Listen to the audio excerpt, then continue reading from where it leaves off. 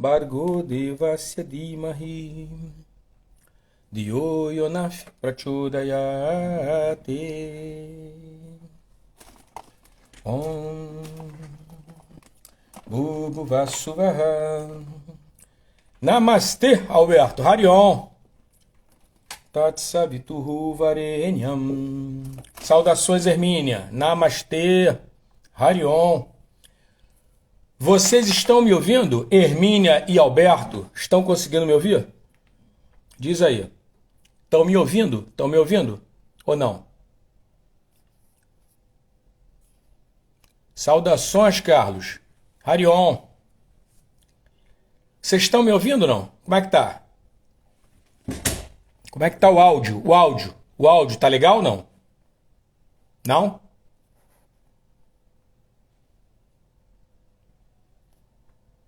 Alô?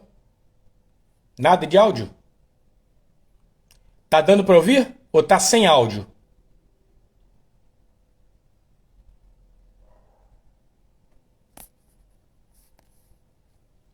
Então vocês estão me ouvindo, é isso?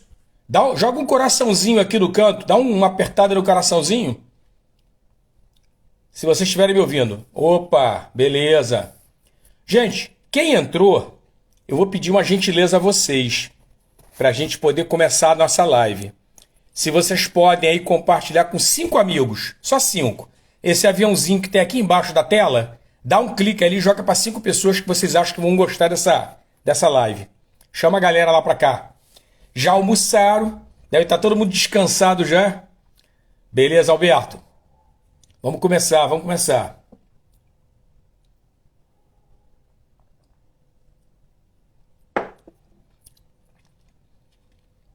Eu tava preparando um vídeo, cara. Um vídeo de curunta. Couro comeu lá a manhã toda. Eu acredito que vai ficar bom. Vamos ver o resultado depois. Bom, enquanto vocês estão chamando o pessoal, hoje eu estou convidando o Alberto. O Alberto está vindo aqui gentilmente, um grande amigo. Eu já apresentei ele em outra oportunidade. Ele é, para quem não conhece ele é um baita professor de yoga, de longa data. Inclusive tem uma especialização no método do professor Iyengar, né, de Hatha Yoga. E o que acontece? Ele é um cara que ele gosta demais de sutras de Patanjali, estuda pra caramba, o cara é bom. Então não é por ser meu amigo não, mas porque o cara realmente é bom. Então eu convidei ele para ele estar aqui trocando uma ideia com a gente, sempre às sextas-feiras. Então já fica aí na agenda marcado que toda sexta-feira a gente vai estar se reunindo aqui. E se acontecer, porque pode acontecer, um imprevisto qualquer, ou comigo, ou com o Alberto, ou com ambos, de não poder estar aqui numa sexta-feira, mas nós vamos estar avisando ao pessoal sobre isso, entendeu? Então é importante já deixar aí agendado que toda sexta-feira a gente vai estar marcando esse encontro aqui, 1 da tarde, conversando sobre Patanjali, que é uma figura extremamente importante na nossa vida de praticantes de yoga, né? Ele é que deu sentido. Alberto tem também uma formação em saudações, Lorenzo. Saudações tricolores. Detalhe, Lourenço vai acreditar que eu sou fluminense. Não, minha família toda é fluminense. Eu sou torcedor do América. O que acontece? Esse trabalho de Patanjali, né? É um trabalho importante. E aí nós vamos estar conversando hoje. A gente conversou na semana passada e nós vamos estar dando um passeio pelos 4 capítulos, né? Dando uma passada pelos 4 capítulos dos Sutras de Patanjali. São 4 capítulos, né? E aí o Alberto tem uma formação também em filosofia ocidental, né? Filosofia grega. E aí vamos conversar. Então já vou chamar o Alberto para a gente poder estar começando a nossa live. Sem mais delongas.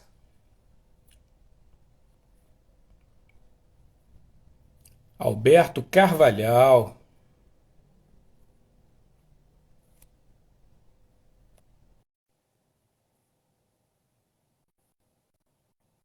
Isso, beleza. Bom, já chamei o Alberto. O Alberto deve entrar agora nos próximos segundos ou minutos. Saudações, Alberto. Namastê. Saudações, Alexandre. Harion. Namastê. Vou tornar Harion. melhor aqui esse telefone aqui, que esse telefone tá me dando trabalho a manhã toda.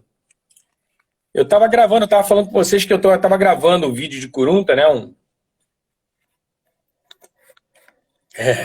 pessoal tá entrando agora aqui, tá falando que tá vindo pra live. Tem uma galera aqui falando comigo. Mas o que acontece? Fala aí o que é Kurunta. Kurunta, o Fala aí o pessoal que não é sabe, Kurunta, Kurunta é desculpa. marionete, né? Marionete, em sânscrito, marionete é Kurunta, e Kurunta é marionete.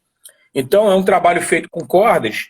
O nome técnico do Kurunta é Rajasanani, asana feito com cordas, né?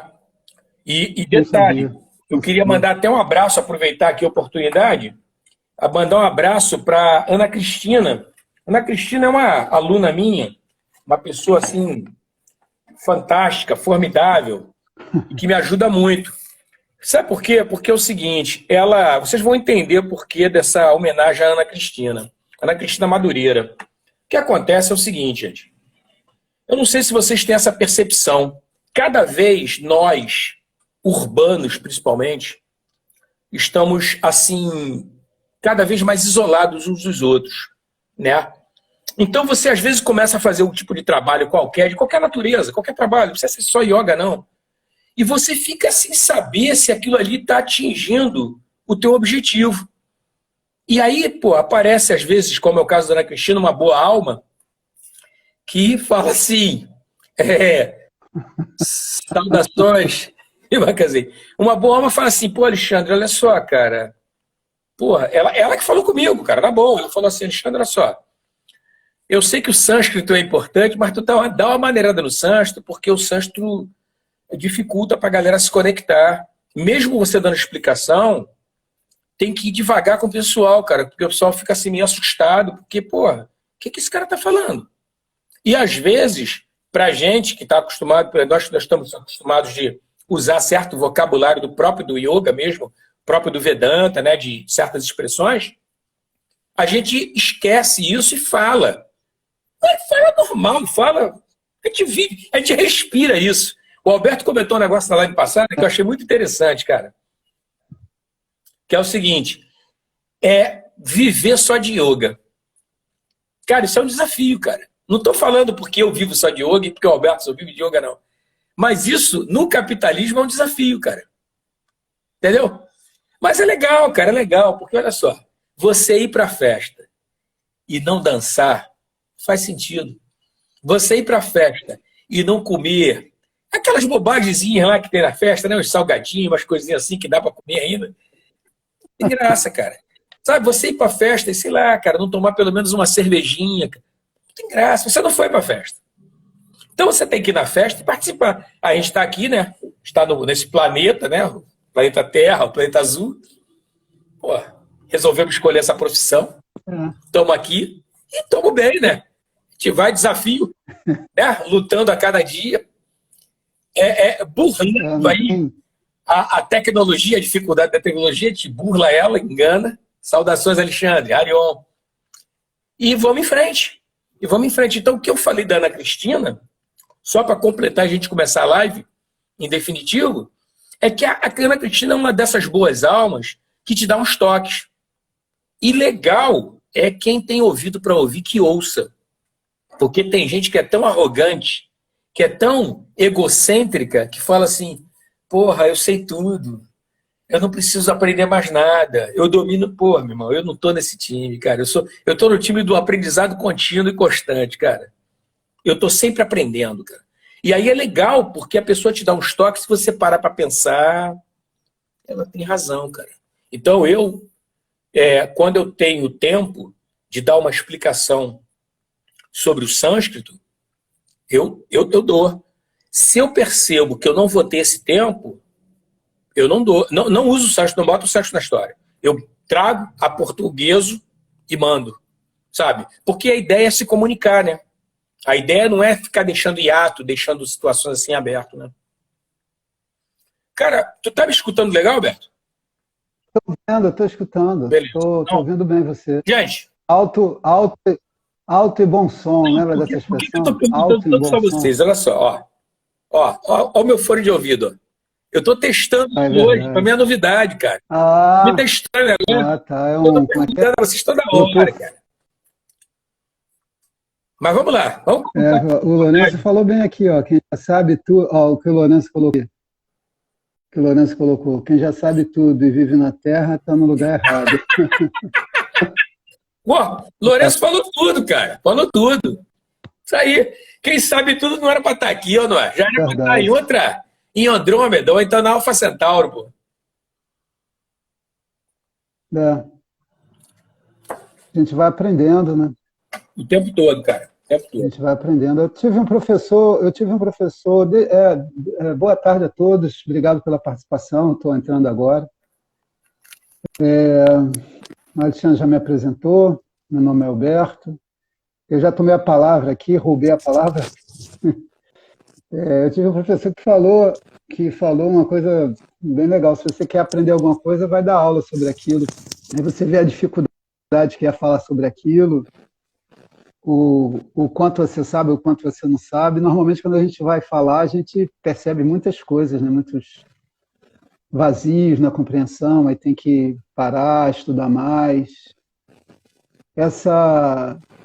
Isso é engraçado da língua, porque como o Lourenço aqui é meu colega de jiu-jitsu, né? Ele é irmão do meu professor, o Ricardo Falcão, né? Lourenço Falcão, ele é irmão do meu professor. O Lourenço dá aula lá na Gracie Maitá Centro. Show de bola. E eu faço jiu-jitsu e eu comecei a fazer judô. Essa semana passada eu comecei a fazer judô com um colega nosso lá, que é faixa preta, campeão de judô, campeão de jiu-jitsu, o Caio Martins. E Vitória, minha filha, fazia judô desde pequenininha, né? Eu ia assistir as aulas dela e ficava vendo aqueles nomes em japonês e achava aquilo assim difícil de memorizar, difícil de às vezes de ouvir, de entender o que o professor falava. O pessoal contava em japonês, conta os exercícios em japonês. E eu tive essa experiência de perto, porque o Caio vai me mostrando os golpes, né? Sim. As técnicas de projeção, que eu estou tentando lembrar aqui o nome em japonês, mas não me lembro, é vazar, não sei o quê. E eu tenho essa dificuldade, vai falando em japonês, e aí, quer dizer, vai ter que ter muita repetição, ouvir bastante para poder Memorizar. memorizar. Mas uma coisa interessante no judô, para tomar aqui como referência, é que os professores de judô, eles têm que dominar aqueles nomes, porque as técnicas todas do judô é em japonês. E aí, à medida que ele vai ensinando o judô, ele não vai aportuguesar o judô. Ele vai falar o judô no japonês, os termos, vai fazer a tradução, e os meninos, os praticantes, os homens, as mulheres, as meninas vão aprendendo, vão aprendendo. E quando chegar a faixa preta, para fazer o curso, a formação, ele vai ter que ter um mínimo de conhecimento ali do japonês para saber o nome das técnicas, né? Perfeito. Então faz parte, quando Faz você parte. vai aprender uma ciência, Sim. o judô é um exemplo disso, você vai adquirir um jargão, umas denominações. O ideal, ficar entre nós, desculpa falar isso, mas o ideal é que você aprenda sânscrito. Mas é muito difícil aprender sânscrito, a gente está longe da Índia, são poucos professores, enfim. Mas algumas palavras a gente vai usar, o Não nome tem das jeito. posturas. Não tem jeito. Até para você entender a palavra do sânscrito, vai descrever como é que é aquela postura, então a palavra vai assemelhar aquela postura a um outro objeto, entendeu? E a pessoa vai. Mas tem que ter calma, né? Quando a gente está aprendendo alguma coisa nova, é assim, ouve. É estranho aquilo, mas com a repetição a gente vai aprendendo. Vai ficando familiar, né? A humildade deve ser tanto do professor que ensina, como do aluno que está aprendendo também. Perfeito. Ambos. Isso aí. Tem uma palavra, tem uma música na capoeira, que eu também gosto de capoeira, já fiz capoeira, tem uma música na capoeira que fala assim, como é que é? Sou discípulo que aprendo, sou mestre que dou lição. Vai aprendendo.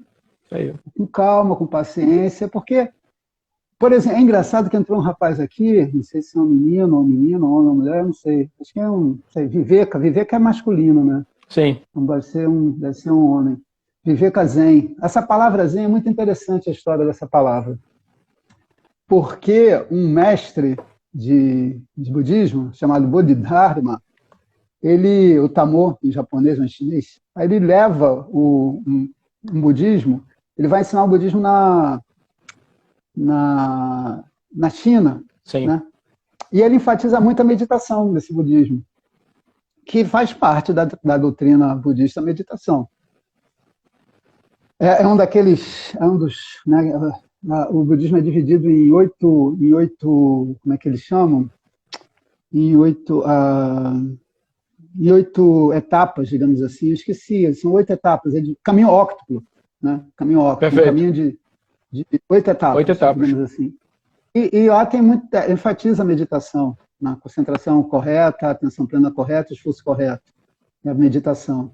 E tem outro aspecto também, que é a visão correta e o pensamento correto, que é um outro tipo de meditação.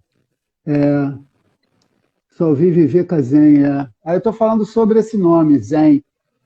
A palavra, aí então, o budismo que ele ensinou lá no... Aí ele foi para um templo, lá na China, e meditou lá durante 10 anos. É o famoso templo Shaolin. Sim. É o templo que é a origem das artes marciais. Um dos lugares de origem das artes marciais na China. O famoso Kung Fu Shaolin. Aí esse mestre meditou lá na frente de um muro durante 10 anos. E ele enfatizava a prática da meditação. Então o budismo que evoluiu dali passou a ser chamado... É interessante isso, que ele dava muita ênfase à meditação. A meditação em sânscrito era dhyana. Dhyana. D-H-Y-A-N-A. Dhyana. Tá? D-H, esse D com H é aspirado, dhyana. É interessante isso. O chinês ouvia esse dhyana como chan. Olha que interessante. Ele ouvia chan.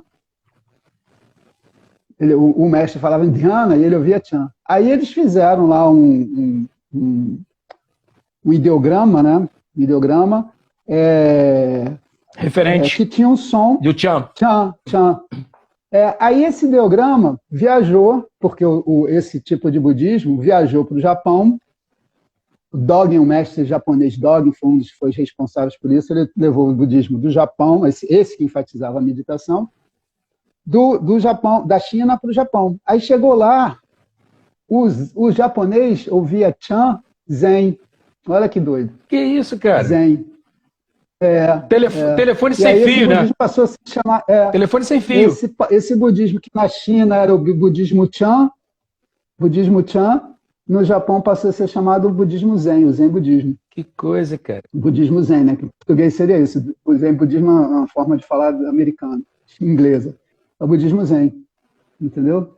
Interessante isso, né? É dhyana, Zen significa dhyana. E o viveka, o nome dele é discernimento. Discernimento. Viveka é discernimento. Isso aí. Viveka é uma expressão em sânscrito. Isso. E uma expressão que teve essa história toda. De China e Japão. Chan e Zen. Entendeu? Interessante isso, né? Eu não sei vai mudando a cultura, eu não sei se vocês sabem. Vai... Eu não sei se vocês sabem que China e Japão já estiveram juntos. Sabe disso? Os japoneses, eles chegaram lá há pouco mais de 1000 anos naquelas ilhas. Eles eram chineses também. Essa história eu sabia. Tu sabia, né? Então, quer dizer, o pau comeu lá para eles sobreviverem, porque a maioria não gostava deles, eles fugiram para as ilhas, ficaram nas ilhas. Por isso também, até ter uma compreensão dessa rixa que existe entre japonês e chinês. Inclusive, eu conheci um senhor chinês aqui na Ilha do Governador, onde eu moro, que ele falava, quando queria chamar a atenção dos filhos, ele falava assim, abre o olho, japonês. Ele usava isso como uma ofensa para os filhos, cara. Abre o olho, japonês. Cara. Tu vê porque o troço é antigo, né, cara? Eles têm um problema. Mas figuras. São parentes, né? São primos, são parentes, cara. Estão ali pertinho do outro. Tem uma briga antiga aí. Sim. Chato isso, né? Mas agora, voltando ao sânscrito, por exemplo, os Yoga Sutras... É isso aí, precisa, né? É difícil falar... Abrir mão, né? Abrir mão. Sânscrito, né? A própria palavra yoga, a gente vai falar como? Quer dizer, a palavra já foi portuguesada, né? A gente fala yoga. Sim. Já foi. A própria palavra sânscrito também foi portuguesada. Sânscritam, a gente fala sânscrito, e o carioca ainda fala com chiado. Sânscrito. É para marcar. É para marcar a carioquice. Que é carioca. Vocês sabem. Que é engraçado é que O que eu acho engraçado é que não tem professor de Samskritam, mas tem professor de Yoga. Pois é, pois é. Teve uma vez, teve uma história. Opa, desculpa, tem uma história engraçada que eu estava indo tomar um caldo de cana na Praça da Paz, lá em Ipanema, porque tinha uma aula lá de yoga lá perto. Aí eu saía do trabalho, né, lá da Academia Hermógenes do centro, ia a Ipanema e voltava, eu tinha pouco tempo. Eu não comia, porque fazia aula de yoga com estômago cheio, não dava. Eu tomava um caldo de cana para fazer aula. Aí nesse encontro lá na Praça da Paz, o meu professor de sânscrito, o Arthur Pérez, que trabalhava lá perto, num colégio lá. Grande Esqueci o nome Arthur. do colégio. É. Aí ele estava com um professor de história do lado dele, né? Ele me apresentou e tal, aí eu falei, tinha um pastel saindo na hora, eu falei, pô, que vontade de comer esse pastel. Mas como eu vou fazer aula de yoga agora, eu não posso. Aí o professor do lado, o Arthur não falou nada.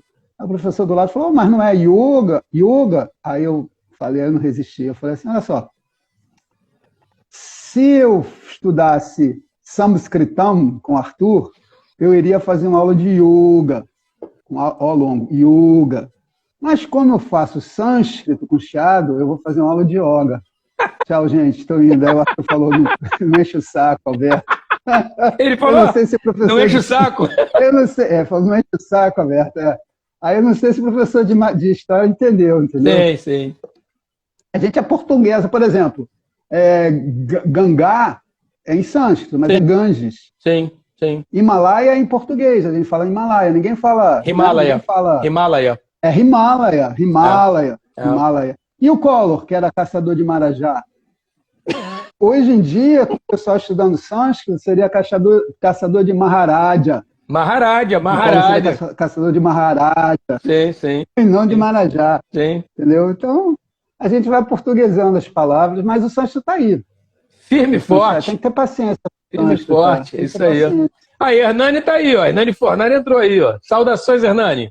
Que legal. Saudações, Hernani. Hernani é uma grande alma, cara. Hernani ou Darmendra? Darmendra. Hernani ou Darmendra? Hernani Darmendra. Grande alma, cara. Sensacional. Vamos lá, falar aqui do que a gente se propôs, Alexandre. Vamos lá. Tem essa questão aí do sânscrito, porque essa questão séria mesmo, mas tem que, enfim, eu acho que tem que ter paciência com isso. Algumas coisas não é difícil, a gente tem que, entendeu? E aos pouquinhos, como professor, falar do sânscrito, e o aluno com paciência vai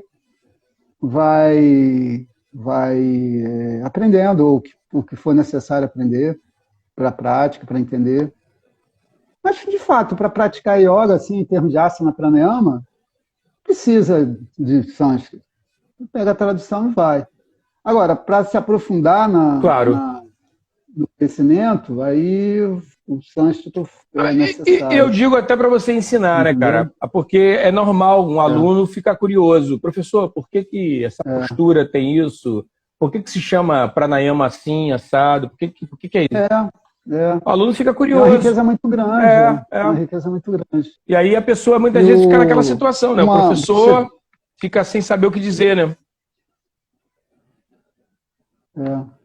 O sânscrito, para mim, ainda é um desafio. Eu tenho necessidade de estudar. Eu estudei pouco e com as aulas que eu já falei, né? Agora da aula traduzindo os textos, ela lê sânscrito como se estivesse lendo português. Então, ela vai dando aula traduzindo. Você falou comigo isso. Com o passar do tempo, o ouvido vai acostumando com o sânscrito. Sim. Então, as palavras vão entrando na mente. E quando a gente vai estudando, isso aqui é outra história também. Quando a gente vai estudando, a gente tem que repetir o modelo que a gente estudou, entendeu? Sim. Então, as palavras num texto filosófico... Está dando uma travada, Alberto. Está travando. Alô? Oi, vai lá de novo. Eu vou repetir. Eu digo assim que quando você está estudando um texto profundo como os Yoga Sutras, o texto, ele para ser estudado em profundidade, ele precisa recorrer ao entendimento do sânscrito. Então, porque as palavras são difíceis de serem traduzidas, entendeu? Sim. Então, a palavra tem um significado que está ligado a um contexto de conhecimento filosófico, religioso, enfim, tradicional, que está linkado com aquela palavra ali. E às vezes você analisando a palavra, colocando a palavra em sânscrito, analisando a raiz, analisando a etimologia da palavra, você vai poder mergulhar mais profundamente no significado dela.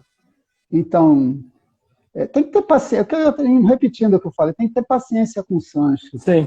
E se quiser aprofundar o conhecimento, tem que, de alguma maneira, encarar o sânscrito. Certo. Se você quer uma aula, você vai ouvir a palavra em sânscrito, e se você for estudar e dar aula, você vai precisar. E se você vai estudar, você vai ter que lidar com aquelas palavras. E se você for falar sobre isso, você vai ter que lidar com aquelas palavras, entendeu? Eu queria, assim. Alberto, queria te perguntar uma coisa. Olha só. Dentro desse assunto que a gente está conversando, do Patanjali, eu queria que você falasse a tua percepção sobre o Patanjali falar do Samadhi Pada como primeiro capítulo, depois ele entrar na prática, Sadhana Pada. Entendeu? Porque o Samadhi já é a nossa conquista, né? O Samadhi é o propósito. A gente está trabalhando para chegar ao Samadhi. E ele começa exatamente. Eu queria que tu desse a tua percepção disso, porque cronologicamente, vamos botar assim, numa lógica ocidental, você começaria pela prática. O Sadhana Pada seria o primeiro capítulo, depois o Vibhuti, o Kaivalya e por último o Samadhi. Mas o Patanjali não, o Patanjali bota o Samadhi como o primeiro. Por quê? Qual é a tua percepção disso? Isso é uma coisa que eu queria perguntar a você. Bom, isso faz parte de uma metodologia. Mais uma vez, na aula passada, na live passada, a gente falou do primeiro sutra para falar da palavra Anushasana.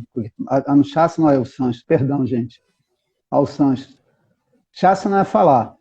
Anushasana significa falar conforme foi dito antes, ou seja, seguindo os passos de quem estava lá na frente, né? Imagina que você vai atravessar um lago congelado, que é perigoso. O gelo pode romper a qualquer momento e você cair no lago congelado e vai ser um problema sair depois. Imagina, você está atravessando um lago. A gente vê isso muito em filme, né? Eu nunca tive essa experiência, porque eu nunca tive num lugar frio assim. Mas você está atravessando um lago, quebra a superfície do gelo, né, do lago, a pessoa mergulha ali, pode morrer afogado. Então, você olha o lago, quando está congelado, vê marcas, pegadas, e aí vê que aquilo ali é um caminho seguro. Aí você segue por ali. Perfeito. Então, esse seguir os passos de quem já foi antes é o Anushasana. Então, a tradição, ela fala o mais difícil primeiro. Ela fala o conhecimento do absoluto, da identidade do eu com o absoluto, da alma humana com Deus. Ele fala dessa identidade, né? dessa relação e dessa identidade que existe. Primeiro. Aí, se a pessoa não tem, por alguma razão, a capacidade, ela não consegue compreender isso, então você vai apresentando outras formas de mostrar esse mesmo conhecimento, de modo que a pessoa possa entender. E às vezes, então você fala do conhecimento, fala da identidade, porque um dos significados de yoga é a união entre a alma individual e a alma universal, entre o homem e Deus. O yoga vai falar, yoga é essa junção, essa identidade que existe. Sim. Né? Isso pode, para algumas pessoas, ser muito abstrato, está muito distante. Então, é preciso capacitar a mente para esse conhecimento. Eu parto dessa compreensão. Você, então, capacita a mente para esse conhecimento. E aí, por isso, que primeiro ele apresenta o Samadhi. Deu uma travada? Deu uma travada. A conexão está ruim. Mas melhorou? Melhorou. Liberou. Então, repetindo, ele fala primeiro, a metodologia é essa, metodologia apresentada na tradição.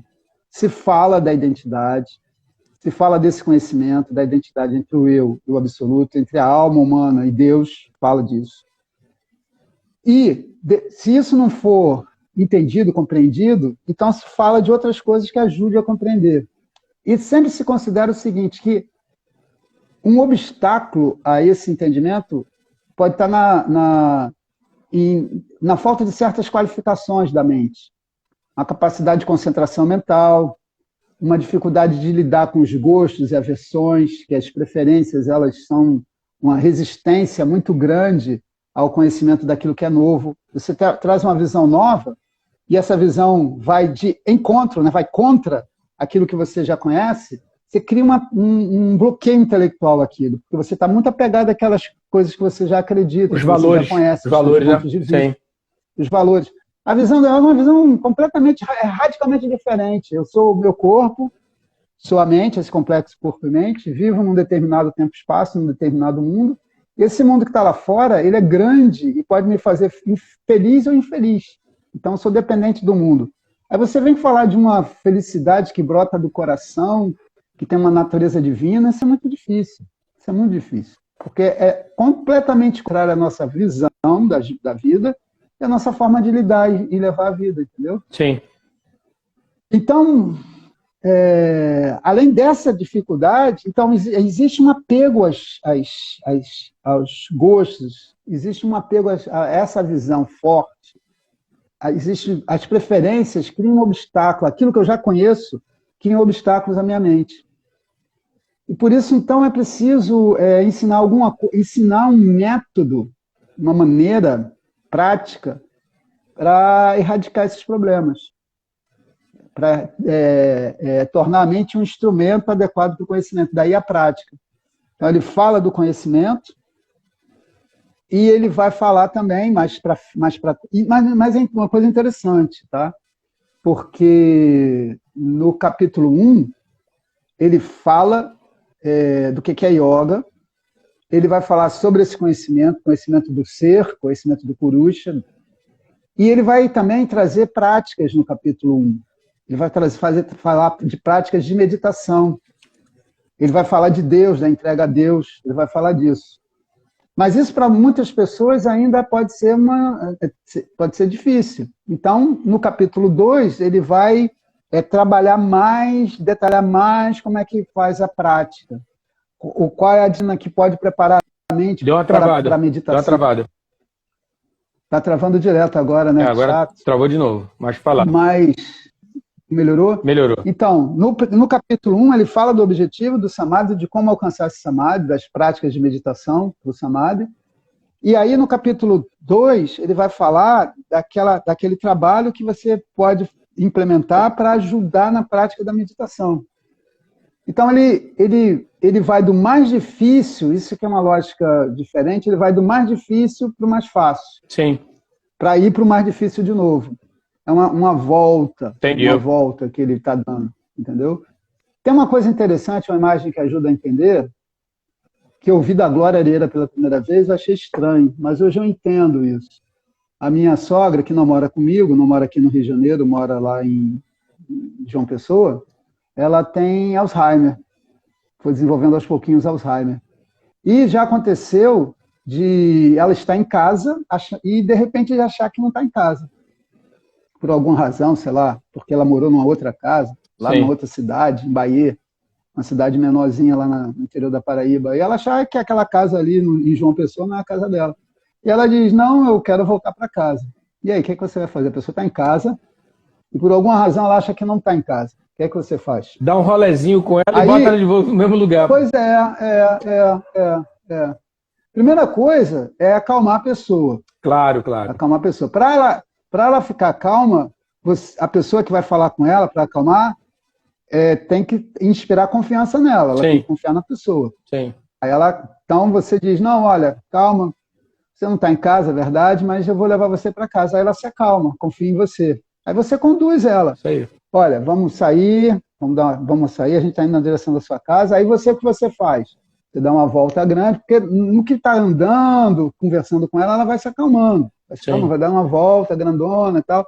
Aí você volta por uma outra esquina, digamos assim. Aí você, olha, nós estamos chegando na sua rua, tá vendo ali que essas casas são conhecidas? Ó, sua vizinha, olha aquela árvore, ali, tá vendo aquela árvore, a sua casa. Aí essa casa com portão verde, 2 andares, aqui é a sua casa. Aí abre o portão, ela entra em casa, abre a porta da sala, entra na sala agora, se ela está em casa. Aí ela sossega, eu estou em casa. Bacana. Entendeu? Então, esse processo de acalmar a mente é o Chitta Vritti Nirodha, para que o sujeito possa permanecer na sua natureza, possa ficar na sua casa, reconhecer que está em casa. Entendeu? Uma natureza calma. Uma natureza calma.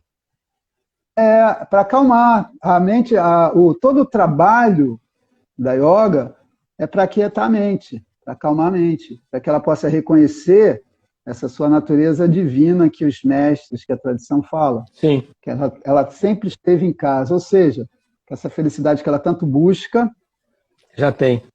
Já é a sua, ela já possui, entendeu? Mas para isso é preciso acalmar a mente. Então olha o Sanskrit aí de novo. Yoga, Chitta, Vritti, Nirodha. Yoga é, digamos assim, aquietar a agitação mental, de modo que o sujeito que busca essa felicidade possa permanecer consigo mesmo. É exatamente isso.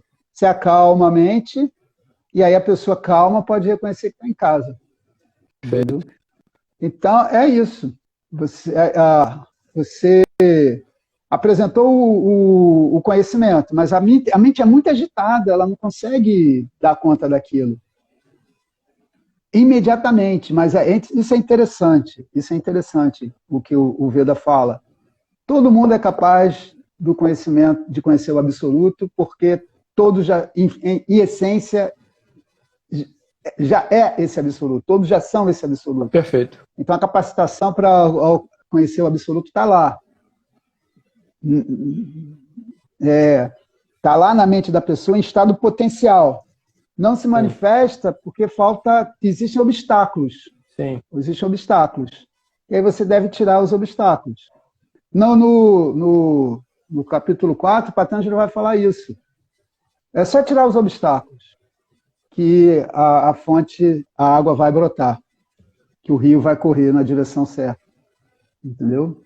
A água vai correr na direção certa. É só remover os obstáculos. A água vai ser para remover os obstáculos. Então ele mostra o objetivo, já fala a maneira de alcançar esse objetivo no capítulo 1, e no capítulo 2 ele vai mostrar a técnica, a maneira, a prática, digamos assim. Mas a prática é para a mente, né? Para essa mente superar os obstáculos, digamos assim, remover os obstáculos. É para isso que serve a ação. A ação serve para superar os obstáculos. E você criar um ritmo de vida, né? Criar um padrão. Um estilo de vida, exato. Um estilo de vida. Que é chamado de sadhana, né? Uma disciplina, um conjunto de ações que você faz habitualmente a fim de obter um resultado, né?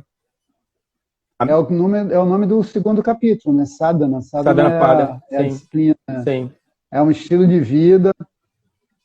É um estilo de vida que possa ajudar nessa mente tranquila e nesse conhecimento, que dê suporte para essa mente tranquila e esse conhecimento. Olha só, eu queria comentar um lance contigo e com os presentes aí, que aconteceu comigo na época que eu dei aula na Academia Hermógenes. E aí eu queria fazer uma outra pergunta a você. Eu vou fazer um comentário e fazer uma pergunta a você sobre isso. Na época eu estava dando aula lá, substituindo, não lembro se era você, se era Luz Mário, não lembro quem era a pessoa que eu estava substituindo. E eu estava dando aula e chegou uma moça muito bonita, sabe? Parece assim, com aquele jeito. Já viu umas moças que têm um jeito de modelo, de manequim, de desfila? E aí me surpreendeu ela. A Isa, na época, era atendente lá, saudações. Ela falou: Alexandre, olha, essa moça que estava querendo conversar com um professor da escola. E como não tem ninguém aí, quando você terminar a tua aula, pode dar uma atenção? Ela: posso sim, com prazer. Terminou a aula, eu fui conversar com essa moça. E ela, para minha surpresa, cara, ela falou que ela tinha uma rotina diária, domingo a domingo, não tem intervalo comercial, de fazer meditação por 30 minutos. Todo dia ela fazia 30 minutos de meditação. Legal. Aí ela disse que pegou um livro de um indiano e começou a ler o livro do indiano. E dentro do livro, o indiano falava que o ideal, saudações, Almara, o ideal seria fazer 2h30 de meditação. E aí, o que ela fez? Ela foi atrás das 2h30, né? E aí, ela disse, começou a ver uma série de coisas, começou a ouvir coisas, ela começou a ter umas inquietações à noite, né? Aí, eu escutei pacientemente tudo que ela falou. Aí eu fiz uma pergunta a ela: você pratica Hatha Yoga? Aí ela falou assim: não. que é Hatha Yoga? Ela praticava meditação. Ela nem sabia o que era yoga. Aham. Aí eu falei, olha só, aí expliquei, falei sobre o que era o Hatha Yoga e tudo. Falei, olha, é importante, porque o Hatha Yoga, o corpo influencia a mente influencia o corpo, há todo esse jogo de energias. E o que pode estar acontecendo é o seguinte, quando você começou a praticar 2 horas e meia de meditação, você pode estar fazendo uma captação de energia tão grande que você não está sabendo como lidar com ela. Aí eu falei, você pratica pranayama? Ela nem sabia o que era pranayama. Aí eu falei, olha, sugestão que eu te dou, se matricula ou aqui na Academia Hermose ou numa outra academia qualquer que possa praticar yoga. Eu acredito que só com você praticar e reduzir o tempo de meditação, isso vai espalhar e você vai ficar melhor. E aí, futuramente, se você quiser, você vai aumentando paulatinamente. De 30, você depois de 6 meses, 1 ano, você passa para 40 minutos. Depois mais de 6 meses, 1 ano, você passa para 50 minutos. Você vai aumentando paulatinamente para dar tempo de ajustar. Aí ela escutou isso, depois eu vi que ela estava matriculada na academia. Eu fiz esse comentário sobre esse episódio que aconteceu com essa moça. Pergunto a você, como é que você vê, porque Patanjali ele faz muitos comentários sobre o Vibhuti-pada, que é o capítulo 3, que está ligado aos poderes. Como é que você vê essa relação e essa questão da própria, não digo preocupação, mas do Patanjali ele sinalizar como um ponto a ser observado dentro do sadhana, dentro da prática, da trajetória, o Patanjali pontua muito esse tipo de coisa. Como é que você vê isso em relação ao que nós vivemos e o Vibhuti-pada?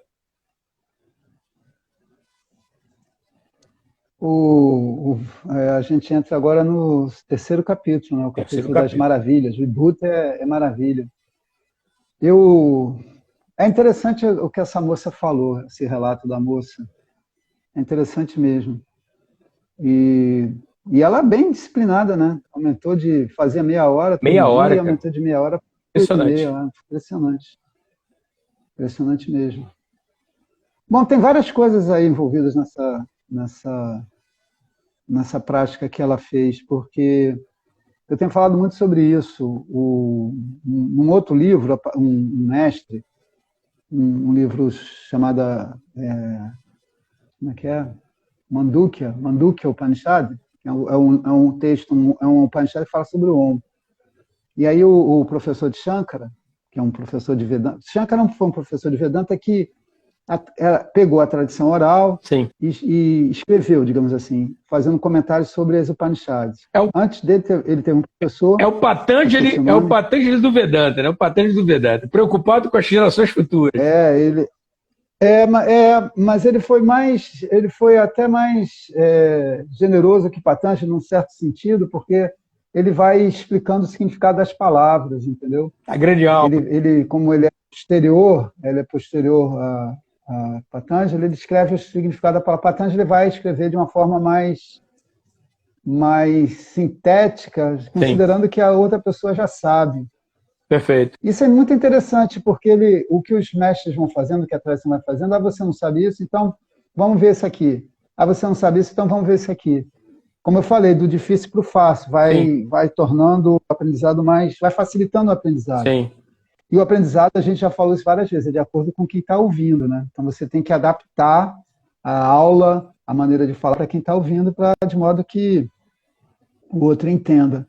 Então esse mestre de Shankara, ele escreveu uns versos comentando essa Upanishad. E com a tradição, esses versos passaram a ser incorporados ao próprio texto. Então, num verso desse, o mestre fala em 4 obstáculos à meditação. 4. Aí, o primeiro obstáculo é o torpor, que é o sono. Né? Se você tenta se concentrar, se você dormir, você não vai se concentrar, você não vai focar, você não vai nem ter a informação que os seus sentidos estão te dando. Você está com os olhos abertos, mas sonolento você não vai ver direito, não vai ouvir direito, enfim. A mesma coisa outro obstáculo à meditação é a vikshepa, que é a agitação da mente. Dá uma travadinha. Deu uma travada. A última frase. Então, eu estou falando dos obstáculos. Eu falei agora de vikshepa, que é a agitação mental. O primeiro é o torpor, o sono. O segundo é a agitação. Vikshepa. que a agitação é a incapacidade de quer dizer, a dificuldade de se concentrar porque ocorre um pensamento e a pessoa se distrai, ocorre uma percepção e a atenção se desvia. Então, a prática da meditação vai separar esses dois obstáculos. Mas chega um momento na prática que é interessante, né? Que você vai como que... Meditar é dragar a psique, é dragar a mente. O que está lá guardado vem à tona. O que está guardado nos níveis mais profundos da memória, do inconsciente, vem à tona. Então a pessoa pode experimentar várias sensações, às vezes agradáveis, às vezes desagradáveis. Ver coisas que não estão lá, e pode ver coisas que estão lá também. Várias coisas estão acontecendo. Tem a questão da circulação da energia, que vai se modificando, e a pessoa pode ter várias experiências, mas também tem esse acesso a esse reservatório de tendências que estão lá no inconsciente e que se manifestam de forma simbólica. Muitas vezes são aflições mentais que assumem uma determinada forma, né? Assumem certas formas. Isso é chamado de kashaya. Kashaya é um remédio do Ayurveda, o nome de um remédio do Ayurveda, que a pessoa toma para suar. A ideia é que se você suar as toxinas, você se cura. Perfeito. Então, aquele remédio provoca um febrão, você sua e no dia seguinte você amanhece bem. O famoso suador. Então, o kashaya é esse processo, é um suador. O kashaya é esse processo de desintoxicação, onde você vai superar certas tendências aflitivas. Mas a pessoa passa por isso, né? Sim. Passa por isso. Então, no caso aqui, a meditação criou esse rebuliço interno dela depurar uma série de coisas. Isso já estava lá, a meditação não colocou. Perfeito. O que a meditação fez foi trazer à tona isso. E ela não soube como lidar, né? Processo de... porque é difícil isso. Não, isso sem uma orientação, né? Sem orientação, né? O que você fez de ensinar essas técnicas pode servir de apoio para ela. Perfeito. Mas o que se fala é o seguinte, continua. Porque isso não é um retrocesso. Ao contrário, isso é um progresso. Você tem que continuar, vai ter que atravessar por isso. É quando os navegadores estavam atravessando o canal da Boa Esperança, né? Lá, a África do Sul. Para ele chegar no objetivo deles, ele tinha que passar por aquilo. Para chegar no objetivo, vai ter que passar por isso. Vai ter que lidar com seus próprios, digamos assim, fantasmas. Fantasmas. Os gunners. Atravessar essa parte. Os gunners, né? Os gunners. A gente vê nas histórias dos santos, na própria história do Buda, quando ele estava meditando, ele teve várias visões antes da iluminação. Sim. Mara apareceu para ele, tentou ele na forma de mulheres sensuais, depois ameaçou ele com um exército, e ele teve que enfrentar tudo isso. E aquilo tudo eram manifestações das tendências que estavam associadas à sua vida. Ele era um príncipe, ele teve uma vida luxuosa, ele teve uma vida de luxúria também, ele era um príncipe, era guerreiro, então ele tinha que lidar com as guerras, aprender a arte das guerras, então isso tudo veio à tona no processo de meditação. Isso faz parte mesmo do processo, é interessante. Agora tem uma outra história nisso dos obstáculos. O quarto obstáculo, mais difícil, é o que se chama de suarasa, que é a paz que a pessoa alcança com a meditação. Ela pode achar que e essa paz é interessante, a pessoa ela repousa no corpo, no chamado Ananda Maya Kosha, que é a bainha da felicidade. Então ela experimenta uma felicidade muito grande. Sim. Luminosidade, uma bem-aventurança, uma não conceitualidade. Então ela pode achar que aquilo ali é o objetivo dela. E é interessante porque aquilo ali é um tipo de apego, é um sattva-guna, um apego a uma experiência de um determinado tipo de qualidade da mente, de prazer, de felicidade. A pessoa se apega àquilo ali, achando que chegou ao objetivo final, então isso se torna um obstáculo. E é interessante ver que isso é o samadhi. Isso é o samadhi. Interessante, né? Mas é o samadhi sem o conhecimento. É só o domínio das modificações da mente que gera, que gera essa paz muito grande e pode proporcionar os poderes. Sim. Que também é uma outra forma de encantamento. Uma outra forma de encantamento. O que Patanjali fala, interessante, no capítulo 3, é que é possível, através do Samadhi, desenvolver poderes. Se você no processo de concentração mental, meditação e samadhi, que é o equilíbrio perfeito da atenção, você pode ter acesso aos poderes da mente. Ter acesso aos poderes da mente, no qual você tem um comando sobre a mente, você amplia a sua capacidade de conhecimento através dos sentidos, e você também domina os elementos da natureza. Mas é interessante ver o seguinte, isso pode se tornar um obstáculo, se a pessoa se perder nisso. Verdade. E é um obstáculo dos mais poderosos, porque imagina ter poderes. Imagina ter poderes. Né? Ter poderes e poderes mentais. Mas por que Patanjali coloca isso? Né? É porque é interessante, a gente pode fazer uma comparação, o Alan Wallace fala isso, o Alan Wallace fala assim, citando Marx dizia o seguinte, olha, a física, a fábrica é a comprovação da veracidade da física. Na medida em que a gente vai conhecendo a física, as leis da física, a gente pode desenvolver uma tecnologia, técnicas, para ter uma capacidade de modificar a natureza em nosso favor. Então, o ser humano tem essa capacidade, ele conhecendo a natureza, ele modifica a natureza ao seu favor. E essa capacidade de modificar a natureza ao seu favor é a tecnologia que surge do quê? Do conhecimento. E aí é interessante que ele fala isso. Para culturas que não têm esse mesmo conhecimento, essa mesma tecnologia, certos efeitos da tecnologia parecem um verdadeiro milagre. Isso aqui que a gente está fazendo, por exemplo, há uns séculos atrás, é um milagre impensável se a gente se comunicar à distância dessa maneira. É uma espécie de clarividência, de telepatia, de clarividência. Isso se não fôssemos queimados numa fogueira, né? Isso. Uma Inquisição rolasse. É bruxaria de alto nível. Bruxaria de alto nível. Exatamente, uma espécie de bruxaria. Certeza. Mas é produto da tecnologia, do conhecimento que o ser humano desenvolveu em relação à física, à natureza física, né? Então, o samadhi gera poderes por quê? Porque o conhecimento da mente proporciona essa ciência no qual você tem a clareza em relação à natureza da mente, a relação da mente com o corpo e da mente com os fenômenos de um modo geral. E isso abre a possibilidade dos poderes. É como uma tecnologia baseada num conhecimento. Os poderes é uma forma de tecnologia baseada no conhecimento do quê? Da natureza da mente. A mente, como ela se relaciona com o corpo e como ela se relaciona com os fenômenos de um modo geral. Isso é muito importante, porque desde sempre o Patanjali tem um conhecimento da mente, porque conhecendo a mente, você pode desenvolver as suas faculdades, a atenção, a memória, a vontade. E aí você pode ter uma capacidade de lidar com os kleshas, você pode modificar as suas tendências, você pode modificar o seu comportamento a partir de um conhecimento fundamental, que é o conhecimento da mente. Mas ele vai mais além.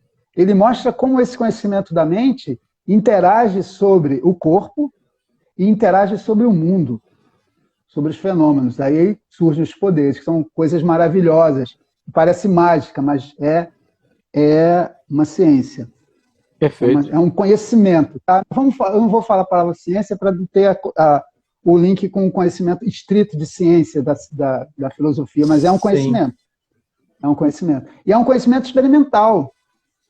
É um conhecimento experimental, porque à medida que a gente vai desenvolvendo a atenção, a gente desenvolve a percepção mental, a introspecção. E a introspecção, a percepção mental, se volta para a própria mente e vai penetrar cada vez mais fundo na realidade da mente, mostrando uma dimensão da mente muito maior do que a mente que está estrita aqui ao cérebro, ao corpo, entendeu? E aí os poderes. É bem interessante isso. E é difícil de entender isso. E é mais difícil ainda de aceitar isso, a realidade disso. Mas a tradição fala, né? Esses grandes mestres, à medida que eles desenvolvem o samadhi, eles se abrem para esses poderes. Isso é muito interessante. A gente vê pequenos casos disso, né? Pequenos casos. Pessoas que antecipam certas coisas, veem certas coisas, têm premonição, têm certas capacidades extraordinárias. E você vai vendo aquilo ali, está ligado à mente, à atenção, à capacidade de atenção, uma percepção mental refinada. Claro. Agora você vê o seguinte... O gênio está... Não, pode falar. Tu vai falar um negócio muito importante. O gênio está associado à capacidade muito grande que ele tem de se concentrar. O santo também. Sim, sim. E essas pessoas com CIDs, com poderes também. Quando você falou agora sobre isso... Está numa espécie de transe, né? Sim, eu lembrei do Einstein. Muita gente talvez não saiba, né? Que Einstein, ele foi budista. No final da vida... o Einstein foi budista. Ele é de família, a família dele é judaica, né? O Einstein. Mas depois ele se envolveu com o budismo. E detalhe, isso é um negócio importante, porque eu já compartilhei isso com algumas pessoas, mas não sei se compartilhei com vocês. Eu tenho uma formação em química, né? Eu gosto muito de física e de matemática. O que acontece é o seguinte, quando eu estava lendo o Evangelho de Buda, mas não me pergunte, porque eu não parei para... Tem uma galera que fala assim, não, no terceiro parágrafo da página... Eu não guardo esse tipo de coisa, eu não fico ligado nisso. Mas o que acontece? Dentro do Evangelho de Buda, tem a teoria da relatividade. Quando eu passei o olho, eu olhei, cara, eu falei, cara, peraí, deixa eu voltar aqui. Rapaz, a teoria está aqui. Então, a impressão que deu, sabe o que foi? O Einstein devia estar desenvolvendo a pesquisa dele, era budista, e ele estudando o Evangelho de Buda, ele deve ter visto. Aquilo ali respondeu para ele a percepção que ele, de repente, já estava rolando, e ele só teve que trabalhar matemática para explicar para a comunidade científica a visão dele. Foi a percepção que eu tive. Olha só, eu não sei se vocês sabem, eu tive 2 casamentos, né? Primeiro casei com uma médica argentina, depois casei com uma professora de yoga. E tanto uma quanto a outra me criticavam muito, porque eu gosto muito de ficção científica, né? E aí o que acontece? Eu gosto de ficção científica, mas, por exemplo, entre Jornada das Estrelas e Guerra nas Estrelas, Jornada das Estrelas é melhor. Por quê? É o que você falou aí. Jornada das Estrelas é um banho de ciência. É um banho de ciência. O que acontece? Você vê ali, cara, vê bem, nós estamos falando de uma série do final da década de 50. Aqueles comunicadores que vocês vão ver na série, tá na Netflix isso, só entrar lá. Cara, eles são os avós dos celulares, cara. Então alguém teve essa percepção. Vamos mais longe. Aquele teletransporte que desmaterializa suas moléculas e leva para outro lugar. E materializa lá. Esse, cara, é um fecho. Vê bem, a gente está conversando agora, cara, a internet que tem aqui na minha casa é de fibra ótica.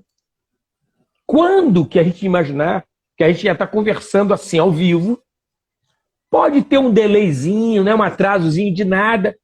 Quando que a gente ia imaginar? Cara, isso tudo é ciência, cara. A própria produção das vacinas é ciência. Eu estava escutando um cara chamado Átila Yamarino no YouTube. Sabe o que ele estava falando? Sabe o que ele estava falando para mim?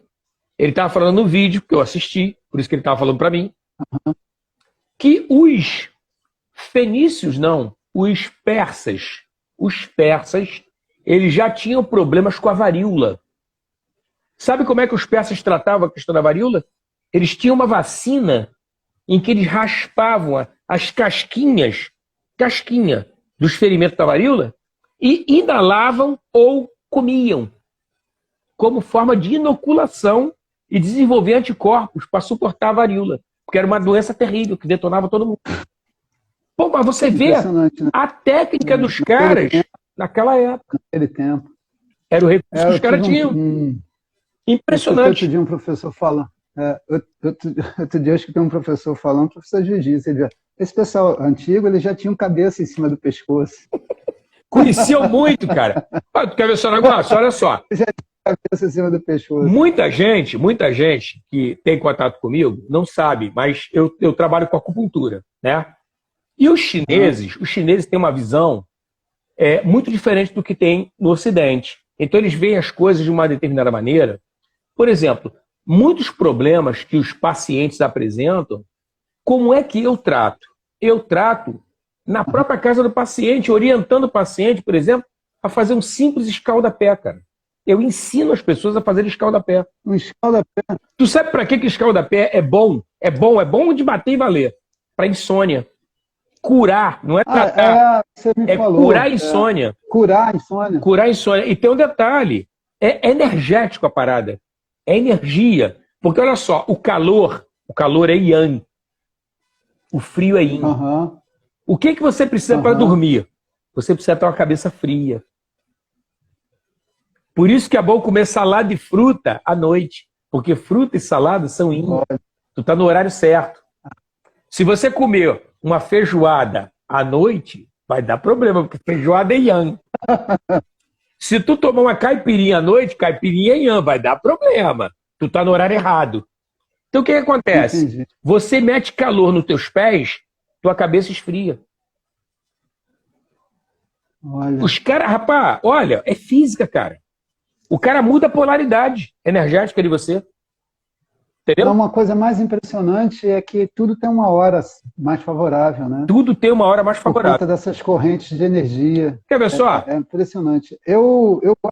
Quando eu vi os chineses tomando chá, para mim os chineses só tomavam aquele chá verde. Quando eu comecei a estudar acupuntura, existe uma parte de chás, né, de infusões da medicina chinesa. Cara, eles nunca tomam o mesmo chá. Eles têm horário para tomar os chás. Então, se o chinês, você vê o chinês 5 vezes tomando chá, 5 vezes no dia, ele tomou em horários diferentes, chás diferentes para problemas diferentes. Porque tem um horário do elemento que ele está trabalhando, que ele está tratando, mais adequado para tratar.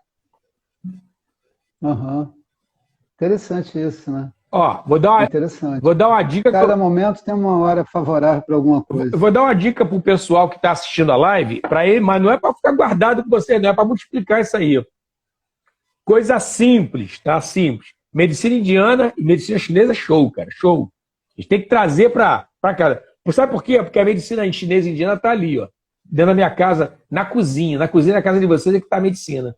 Verdade, é verdade. Chá, vê bem, chá de manjericão. Sabe para quê? Para quê? Pulmão. Covid. Fortalece a energia do pulmão. Entendeu? Manjericão, cara. Pela natureza do manjericão, ele fortalece a energia do metal, que é do pulmão. É fantástico o negócio. Coisa simples. Agora, só para... Agora, só uma coisinha importantíssima. Uma coisa. Que meu pai, quando estava com gota, ácido úrico elevado, eu falei para ele assim, cara, toma chá de... Como é que é o nome do troço, cara? Chá de chapéu de couro. Chapéu de couro é bom. Aí eu, olha só, eu em seguida... Gota. Com a gota. Eu em seguida perguntei assim, vem cá, tu sabe fazer chá? Perguntei para ele. Claro que eu sei, pô. Tudo bem. Sabe o que ele fez? Ele pegou uma quantidade aleatória de chapéu de couro, colocou para 2 litros de água, ferveu aquilo e bebeu. Eu falei, cara, você é maluco, cara. Eu já ouviu falar em colher de chá? Colher de chá é uma medida, cara. Xícara de chá é uma medida, cara. Pergunta, ó, a doutora Ana Carvalho, que me tratou, graças a Deus, minha clavícula está no lugar, ela que me tratou, ela está assistindo a live, cara. Ela tratou das minhas costelas e da clavícula quando eu caí dentro do rebolso no ano de 2000. Me quebrei todo lá dentro. Ela que me tratou. Ela está assistindo a live, cara. Cara, o que acontece é o seguinte, cara. A medida, a diferença entre veneno e remédio é a dosagem, cara. Então, você não pode sair tomando chá à vontade. Não, tem medida. Por isso que é uma xícara de chá para uma colher de chá. É assim que funciona. Você pode ter uma intoxicação. Foi o caso do meu pai. Ele teve uma intoxicação de chapéu de couro. Ele nunca mais quis ver chapéu de couro enquanto vivo. Não pode. Nossa, ele teve intoxicação. Por isso que eu toquei no assunto da Ana. Como é que o médico fala contigo? Ó, tem que tomar esse remédio aqui de 8 em 8 horas. Ele não fala contigo para tomar toda hora, não. É de 8 em 8. Não. Então tem gente que fala, olha só. Agora fazendo a defesa dos médicos, dos pobres dos médicos. Uma hora toma de 6 em 6, a outra toma de 8 em 8, a outra toma de 12 em 12. Porra, como é que você quer que o troço faça efeito, cara? Se é de 8 em 8, é 8 em 8, marca direitinho. E ó, ainda faz isso. Dá uma olhada no seguinte, cara, madrugada. Madrugada eu vou estar dormindo. Então tu tem que tomar no final da noite para depois tu tomar de manhã. É só você organizar os horários, cara. E a coisa vai bem. Agora bota a culpa do médico. Esse médico não é bom. Esse remédio não presta. Porra, meu irmão. Tem uma ilusão que se aumentar a dose, vai aumentar o efeito, mais ou menos. Existe isso também. Tem gente O que efeito acha, pode ser ruim. vou tomar logo O um efeito balde, pode ser ruim. vou tomar um balde logo de chá, cara. Não faz isso não, vai dar zebra, vai dar problema. Eu achei engraçado você falar do manjericão, porque o manjericão está associado ao pulmão e o pulmão está associado à tristeza, né? A emoção negativa. Tristeza. E a tristeza pode afetar o pulmão. Eu tenho uma história, a história até tá aqui no YouTube, o Paulo César Pinheiro, ele contou uma história até um conhecido, porque ele é casado com uma aluna, o Ivor Lancelotti. Uma vez o Ivor Lancelotti era muito amigo do João Nogueira, que é amigo também do Paulo César, eles são da mesma turma, né? Por turma de compositores de música. Aí o Ivor chegou muito triste na casa do João Nogueira. O João Nogueira, meu filho, ô Ivor, tu tem que tomar um banho de manjericão, Ivor. Banho de Aí manjericão, ele tomou um banho de manjericão. Maravilha. Ele tomou um banho de manjericão e o João falou, depois que ele tomou banho de manjericão, o manjericão que estava lá na minha casa morreu. Caraca! Olha a energia do cara, meu irmão. Mas o Ivor ficou bom. Matou a planta, coitado. É interessante. E essa história virou uma música. A Clara Nunes gravou a música. Eu vou tomar banho de manjericão. Tem essa música lá, bota lá, banho de manjericão, que vai aparecer a Clara Nunes cantando. Vou botar. A história foi essa. Agora, que interessante, né? O manjericão é bom para o pulmão, que está associado à tristeza, e a tradição, né? A tradição da religião afro-brasileira ensina banho de manjericão para depressão, para tristeza. Tá vendo? Tem uma relação. Tem uma relação, cara. Que interessante isso, né? A natureza, é o caso, por exemplo, olha só. A galera que gosta de comer pimenta, que gosta de tomar umas cachaças, tem que tomar chá de hortelã, cara. Porque a natureza da planta é fria. Agora, olha só que coisa interessante. Isso é voltando ao nosso tema aqui. O Jung falou que deu uma travadinha. Travou. Tem um texto do Jung que ele mostra a diferença entre o método de pesquisa no Ocidente e o método de pesquisa no Oriente. O Ocidente é extrovertido, usa os sentidos para investigar a natureza. Sim. E o Oriente usa a introspecção para investigar a mente. E aí ele desenvolve a percepção e a intuição. Agora a questão é, como é que os caras descobriram que manjericão tinha esse efeito? Eles tinham um método científico? Tinham controle, como é que é aquele negócio, aquelas pesquisas com controle de grupo? Eles não tinham isso. Não. Como é que eles sabem a posologia certinha? Como é que eles sabem a posologia certinha para certos tratamentos?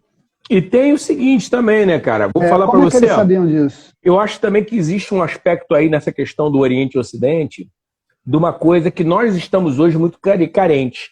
Nós temos um problema sério, que é a ansiedade. A gente fica muito ansioso para dar uma notícia, para poder passar uma boa nova. E eu acho que nós, ocidentais, estamos muito carentes de paciência. E, lógico, atualmente, os orientais foram contaminados por isso. Então, eu vejo que muitos testes, muitos trabalhos chineses, por exemplo, quando você vai fazer um trabalho de acupuntura, às vezes o trabalho que você começou a desenvolver não é para você, não é para tua filha, não é para tua primeira geração depois de você. É para a quinta, para a oitava geração depois de você. Às vezes é um trabalho que levou 300, 400, 500 anos, até lá na frente um descendente teu fala assim, isso aqui funciona. Sabe por quê? Porque meu tetravô, que já fazia tratamento com isso, comprovou esse tipo de coisa, vem passando de um para o outro. Entendeu? Então eu percebo que esse pessoal é de uma tradição que eles não têm tanta pressa de dar resultado. Entendeu? Porque é uma outra onda. O capitalismo não está envolvido. Entendeu? A pressa não está envolvida. É um trabalho muito mais cuidadoso, cara. Eu hoje vejo, tô aqui querendo malhar ninguém, mas eu vejo acupuntores, por exemplo, e até professores de yoga que trabalham com pressa, cara. Qualidade não tem nada a ver com pressa. Se você botar pressa na história, você vai perder qualidade. Então você tem que fazer com calma, cara. O que eu acho que, por exemplo, eu estava até conversando isso hoje de manhã cedo, na hora da meditação com as alunas, que estavam participando lá da aula.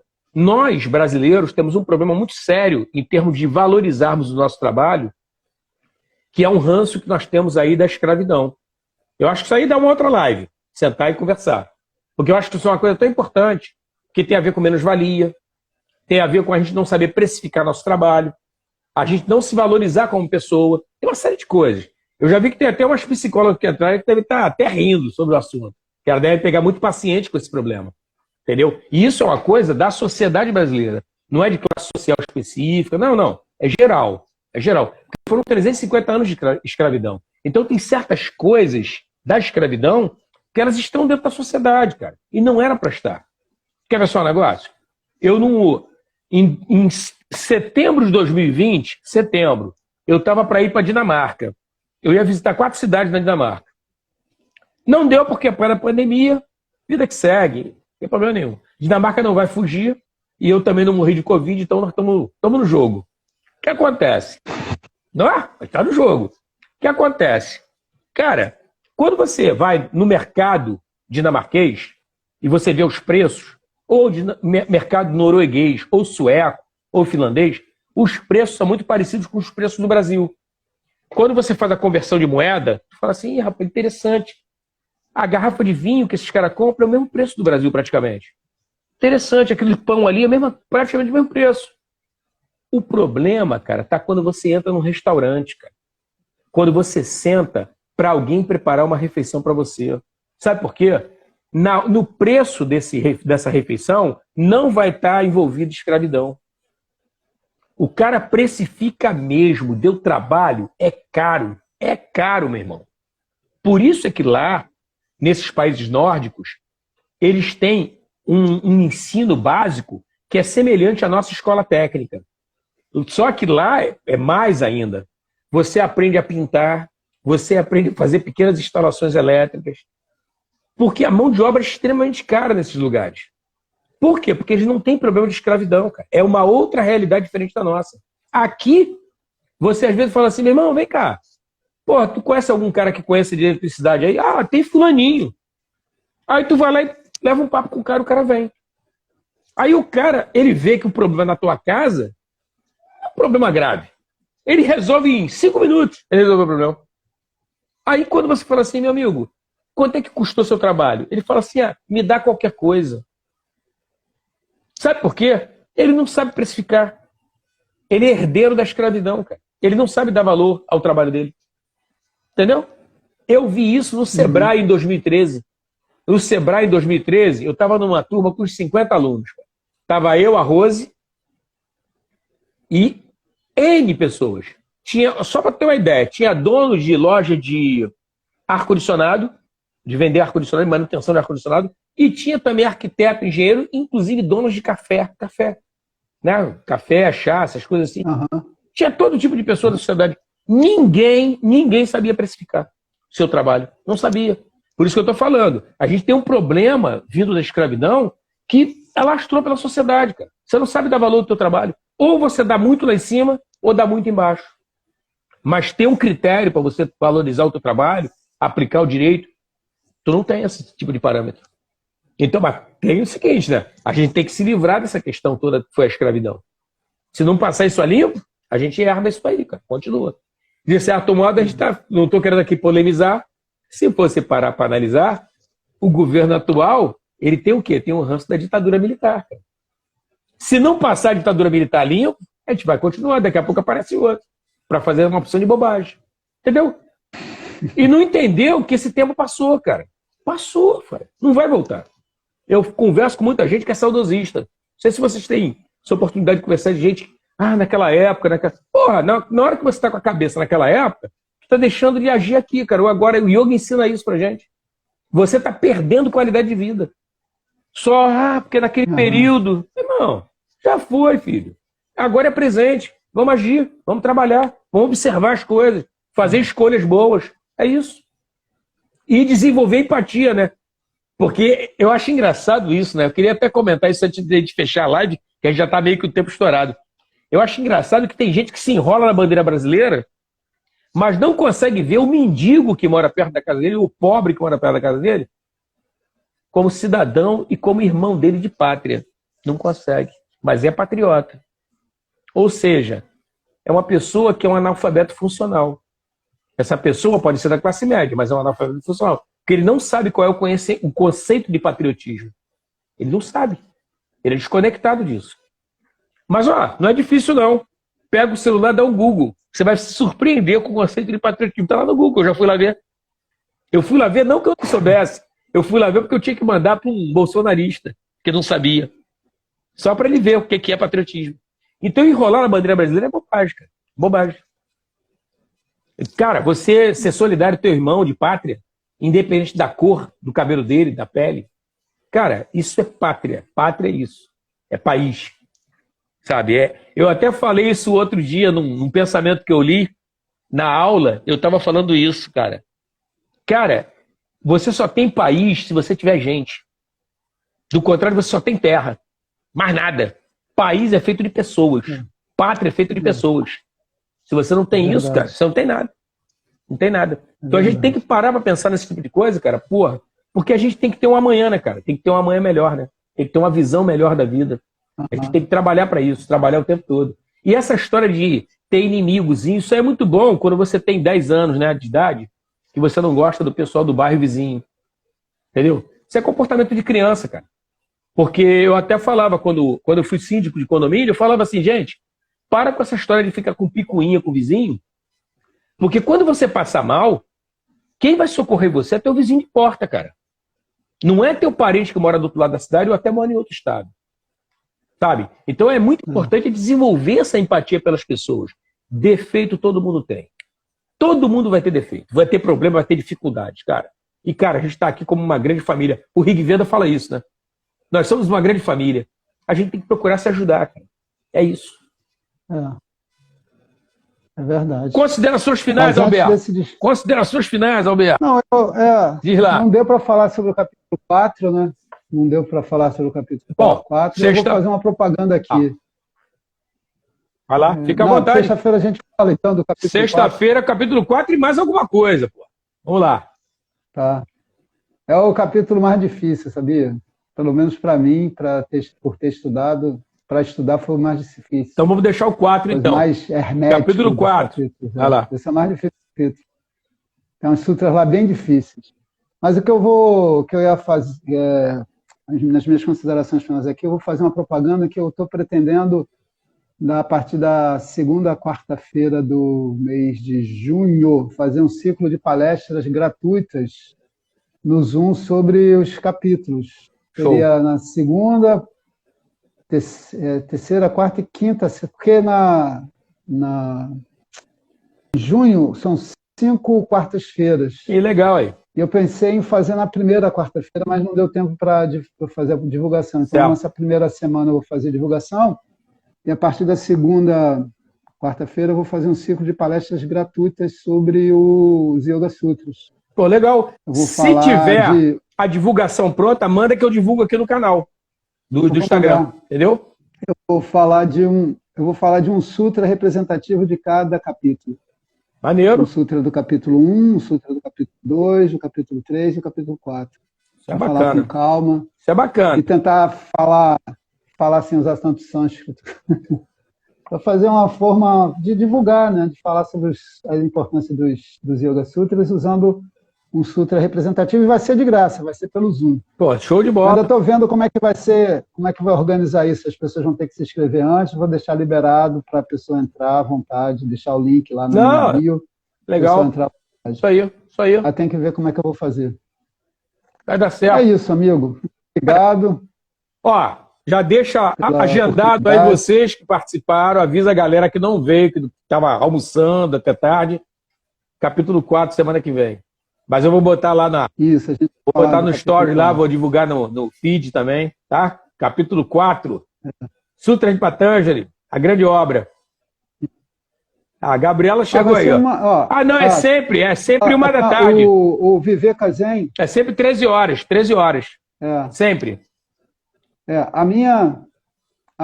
Esse ciclo de palestras que eu vou fazer vai ser na quarta-feira, às 20 horas.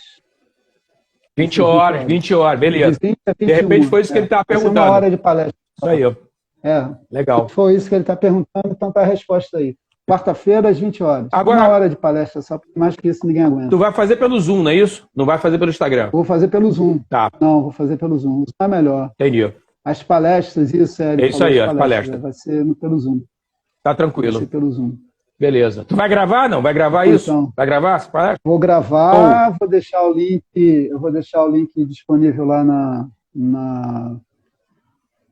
minha bio. Legal. Porque eu estou dando um curso de Yoga Sutra, né? Eu Sim. estou dando às segundas-feiras um curso de Yoga Sutra.